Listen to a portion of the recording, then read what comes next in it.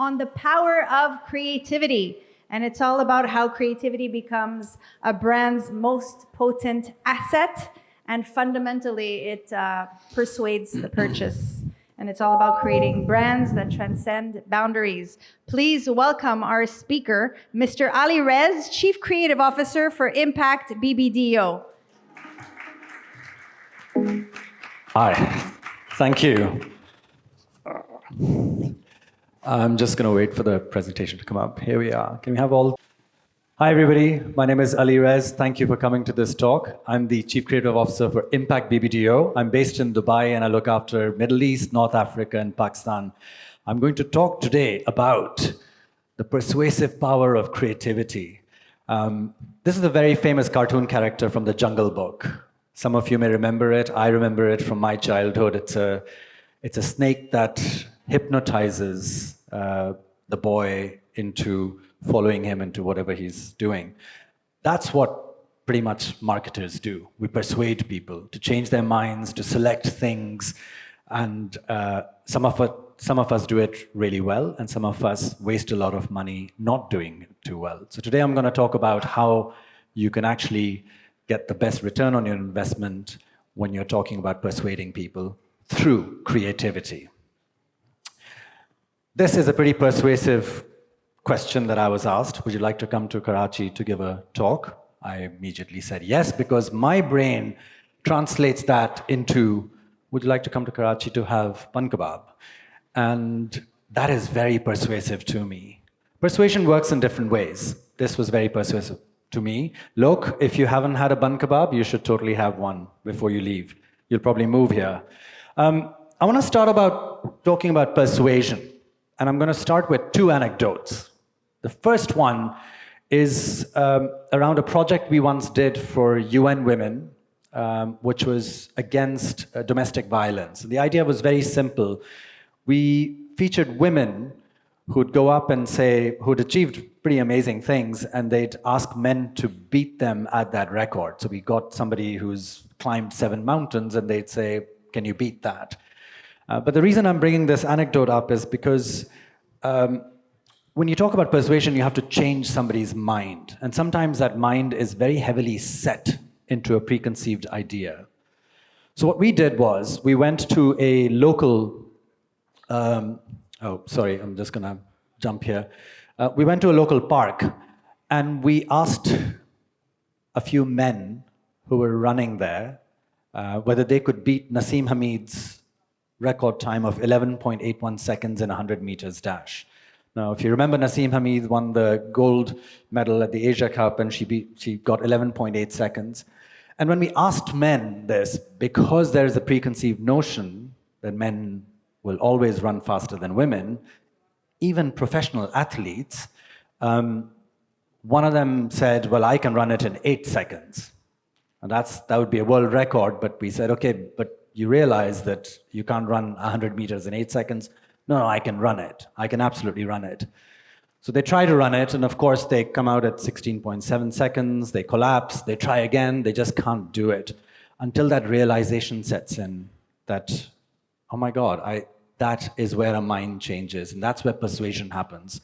When you give somebody an experience that they'll never ever forget, and which eventually led to him admitting that, okay, fine, women can do very amazing things as well.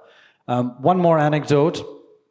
I was at an outlet mall in California, and I just graduated from college, and I was looking for a home speaker system, and I went looking for one, and I went to the Bose store, and the salesperson there said, all right, I've got a really good speaker system for you, so why don't you come into this room in the back? So my friends and I went into the room. There was a little sofa set up, and he pointed to these big speakers on the side, and he said, this will give you the best sound in the world. And then they play the sound, and it's truly amazing. We're blown away. I'm thinking about how I'm going to completely annoy my neighbors, and it'll be wonderful. And then what he does is, after we've listened to it, he walks over to the speakers, and he removes these big speakers, and the speakers inside them are like that tiny. And I was sold. I bought the speakers right there, and I still use Bose. But I've never forgotten that. that one little creative move that that person did. I would have bought the big speakers too, but just that little creativity bit in there just exponentially made me remember it for life. That's the difference in persuasion and just selling stuff. That's the difference between making a connection with your customer, between having a conversation which just says, I want to sell you something, and tell me about yourself. What do you do? How are you? What do you feel like? And that person remembers you for life. That's the difference. Whether you're asking somebody for a location or you're asking for an emotional connection. This is a very famous example from World War I, when the Lusitania was torpedoed by German U-boats, and it sank with women and children. To recruit people to join the war, that's the poster that was made, with just one word, enlist, because it's very powerful emotionally. If you have to convince a whole group of people to mobilize and join a war, that's how you do it. You connect with them emotionally. Persuasion is good, but what about creativity? Why is creativity so important about persuasion? And why do the most famous brands in the world keep falling back onto creativity to help them push forward? Here's Adidas. Here's an amazing customer experience. Such a simple idea. Build a store that looks like a big shoebox. Walk inside, take pictures of it, enjoy the atmosphere in there. Such a simple device, but it worked really, really well for them. Harvard Business Review agrees. The euro spent in a highly creative ad has nearly doubled the sales impact of a euro spent on a non-creative campaign. I don't know why we do non-creative campaigns. Why do we do non-creative campaigns when we know it doesn't work as well as creative campaigns? Share market performance. Companies that win Agency of the Year or Chief Marketing Officer of the Year at Cannes Lion perform 26.1% versus the S&P 500, which performs at 7.5%. There is irrefutable data out there. Creatively awarded campaigns deliver 11 times the return on investment of non-creatively awarded campaigns. That's the case for creativity. 11 times. 11 times. Here's Peter Field using IP effectiveness data banks. There's your efficiency matrix, 10 to 1 price effect between creatively and non-creatively awarded. Whatever data point you want to look at, it beats it hands down. Fame drives volume and pricing, and creativity drives fame. People talk about your product, they talk about your campaign, everybody remembers it. And eventually, creativity is getting more efficient. Does anybody know why that's happening? There's one very big reason for that, why creativity is getting more and more effective. Can anybody guess? Social media. Because social media gives you the power to reject and to amplify. It gives your customer the power to reject or amplify. And the more creative you are, the more surprising you are, the more chances they will help you sell your product. And that's why it's growing exponentially. And it'll only get more and more effective, which means that the more you go towards non-creative work, the less you're going to get out of your investment. This is the perfect example. Apple does that very, very well. This is when they launched the iPhone many years ago. They're masters at it. They're masters at creating that buzz around a product, regardless of how good the product may be or not. But they make you want it. They make every single person tell other people that they should want it. That's the power of creativity. That's a single fundamental rule. The creative persuasion will happen with the right conversation. And I've got a few case studies here to demonstrate exactly that, on how we took something from a brief that had a very big challenge and how we took a very simple creative idea that did not require as heavy an investment as you would with a non-creative idea trying to push it into every media outlet possible.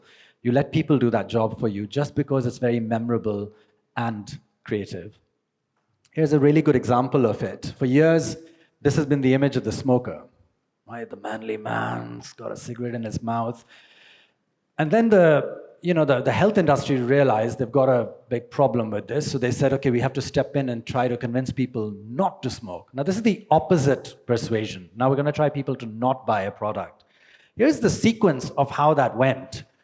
7,300 times is how many times somebody would see a cigarette pack in a year, a regular smoker would. 7,300 times, more than any mass media. So they said, okay, why don't we put a warning on the cigarette pack? So in 1966, phase one, simple vague text health messaging on the side of the pack. Good start. Phase two, more specific warnings about health. It's not just that your health will be bad, it's that you will catch cancer. Phase three, move warnings to the front of the pack. Everything's been tried. Phase four, rotate warnings, different warnings now. So every time something got old, a new idea was presented to try to convince people to not smoke. Phase five, pictures were introduced. For the first time in Iceland, pictures of rotting necks, cancer, growth, all that stuff. Color pictures in Canada, phase six. All of this was tried. Here's some examples. They even put a toilet bowl on cigarette packs. Now, this worked pretty well. But one of the most effective things that the cigarette industry did finally figure out, because they were skewed a lot towards men smoking, thanks to this imagery for a while, was this message. Because the conversation was the correct conversation to have. They had to beat the idea of this manliness with smoking cigarettes. And that was creativity. That's the creative persuasion happening with the right conversation. John Haggerty has put it really well. When did we go from being a business of persuasion to being a business of stalking? That's what a lot of performance marketing does, right? It keeps hitting you. I think Lok took the really good example of, I'll buy a jacket and I'll still get ads for the next 3 weeks about buying a jacket. I just bought a jacket, but some algorithm somewhere has picked it up that I'm interested in jackets, so it's going to try to sell me 100 more jackets over the next 3 weeks. This happens a lot, and it's such a waste of money because nobody's having a conversation with me. Nobody cares about where I am, what I want, how I feel. There's been a lot of studies about how to drive persuasion. You drive persuasion through scarcity, consistency, reciprocity, authority, social proof, likability. But to me, creativity is the biggest way to drive persuasion. I'm going to show you exactly how through some really amazing case films. I'm going to start with persuasion through consistency. This Apple does really well. A lot of really big brands do very well. Nike does very well. They persuade you because they believe that if you have a body, you're an athlete. Doesn't matter how good or bad you are, you're an athlete. And they persuade you to pick their product because of that philosophy. The brief here was to persuade consumers to keep selecting Snickers as a hunger fill. Snickers is the world's #1 chocolate bar that's by volume and by sales. BBDO over the last 10 years globally has done a lot to push it to that point from being nothing into the #1 position globally. But the conversation now is getting old. The challenge is to keep that conversation going, especially when it comes to retail. How do you get somebody to that retail spot where they think about Snickers being connected to hunger fill? You can't bore them with the same old message. They'll tune you out. So I'm not going to repeat the case film, but you get the idea. We built this hunger insurance for people to come and claim a coupon if they made a mistake. And the results were incredible. We increased foot traffic by 21%, asking for Snickers, bringing in the coupons. It was easily measured because obviously it was through the coupons that we measured it. And then an 18% rise in weekly sales during the campaign period. It was incredible to watch because the conversation was a little bit newer than what people had heard before, but still within the same brand world. Persuasion through authority. This is another persuasion tactic. If you're an expert in something, you bring a field of advice that somebody might need. But again, this is a really good example of, somebody brought up this question with me about everything moving online. So how do we bring people into foot traffic? How do you convince people to still go to malls? How do you convince them to go to stores? You have to offer them something, right? You have to offer them an experience, something that makes them get up and get off of online. They can connect through online, but they still go into a store. And this was a perfect example when we were briefed to persuade people to purchase more when they have a better shopping experience. A non-combative one. Now here's a question. For anybody who's been with a partner, been married, is married, how are you doing on your furniture buying? Do you guys all agree with each other when you're buying furniture? right? Right. I've been married 7 years. We don't have a coffee table because we cannot agree on a coffee table. And that was the insight for IKEA. It was a direct retail campaign that we did, which worked out really well for them. Sound, please. Your significant other haven't had an IKEA meltdown yet. It may just be a matter of time as the world's largest furniture retailer finds its way into millions of homes, testing relationships along the way.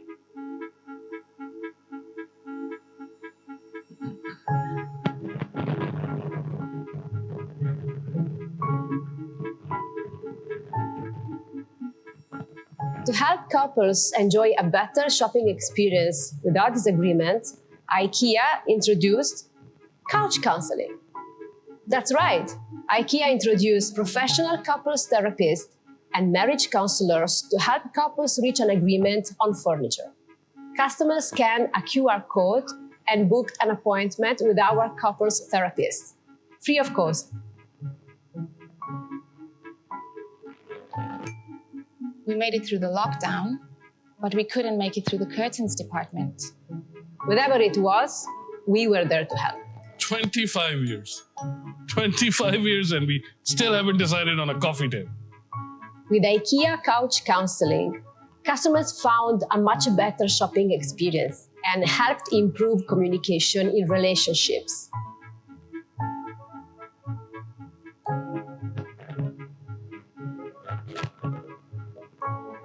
Thank you, IKEA, and thank you, IKEA counselors, for sorting us. He really needed that. Guys, guess what? IKEA actually has couple counseling, so try it out.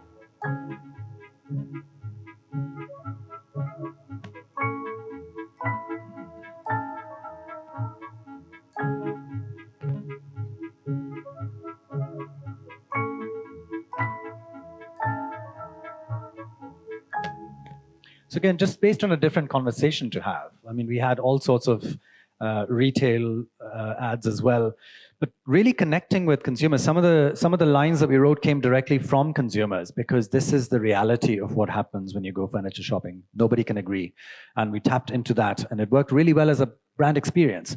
You don't want to shop online when you have that available for you in the store. You still want to go there and experience it. Persuasion through conversation. So this is something we did in Lebanon. And again, problem, sell more lottery tickets. How do you do that in a country where at that time, people just did not want to buy lottery tickets? They have a lot of other problems. But the insight here is that you don't buy lottery tickets just to win money. You don't. You buy lottery tickets to dream, to fulfill a dream. You dream about a better life, and you want that money to get you to that dream. So we said, okay, what can we do with that dream? How can we have this conversation with people where we engage them? We get them to pick you do pick your number. You do pick your own lottery number at times, but you just pick a number. But what if we gave them the opportunity to pick a dream and that converted into a lottery number? A fun thing to try, worked spectacularly well, all online. Find the lottery boring. Mainly because they've always played it the same way, by picking numbers. Lotto Lebanon sales were down 43%. We decided to change the game. We found out that people dream about what they would do if they won the lottery. Of course, we're dreaming about that kind of money. What would you really do? What if it happened to you? Introducing Dream Number, an online app that for the first time ever allows you to pick a dream, not a number. Because lotteries aren't about numbers, they are about dreams. All users have to do is enter whatever they dream of doing with their lottery winnings, and the app converts the dream into numbers that form the foundation of their ticket. We created a bespoke typeface in English and Arabic that had multiple number combinations hidden within each character. This allowed our algorithm to have the ability to create billions of unique combinations based on the thousands of different dreams customers entered. Whatever you dreamt of, we could convert into numbers.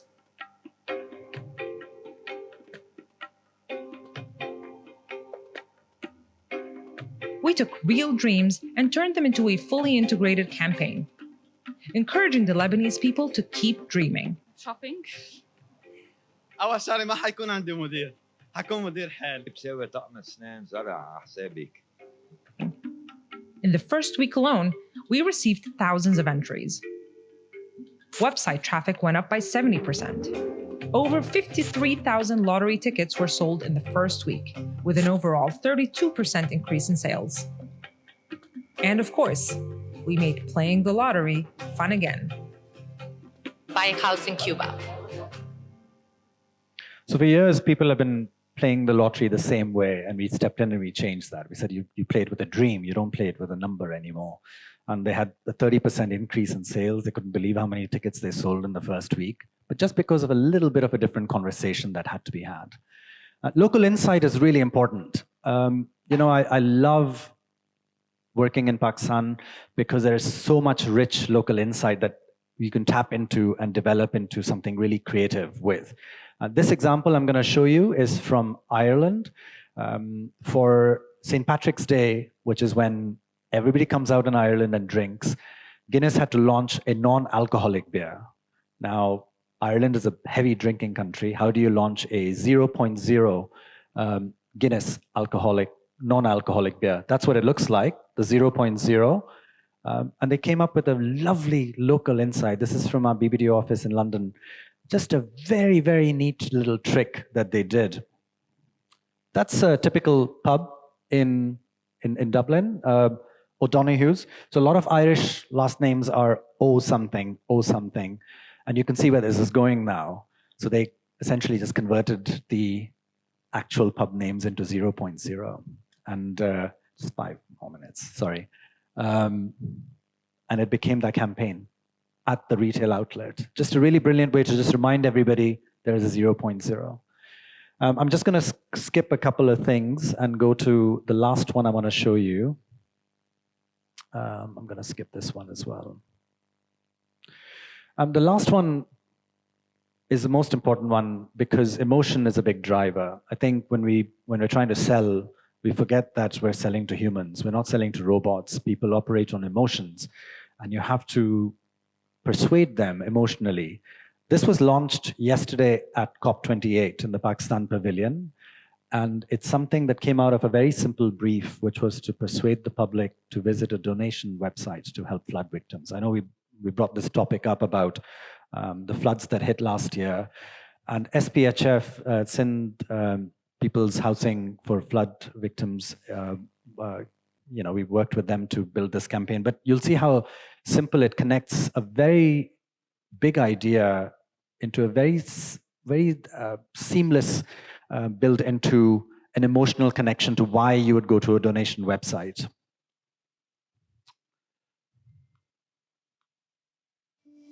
In 2022, Pakistan was hit by the worst floods in its history, brought about by devastating climate change.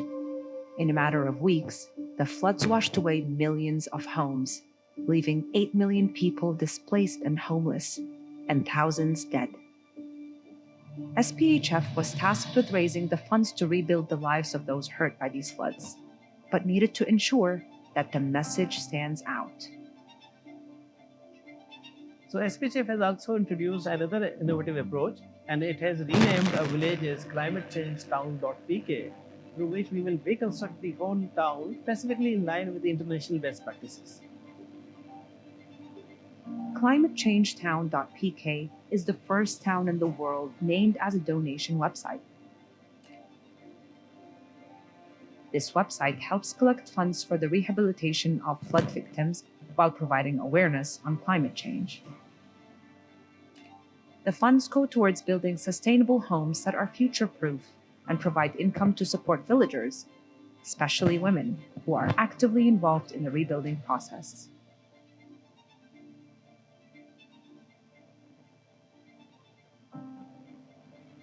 इनमें असांजी ज़िंदगी बि माना मरण जे दंग ते पहुची वई हुई।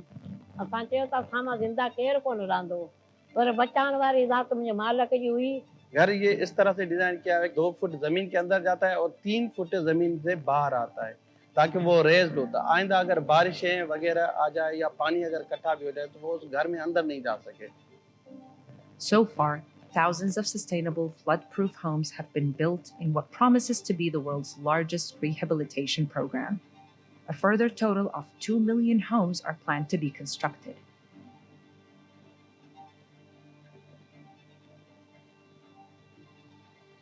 ClimateChangeTown.pk is a town that has risen from destruction to become a beacon of hope for our planet.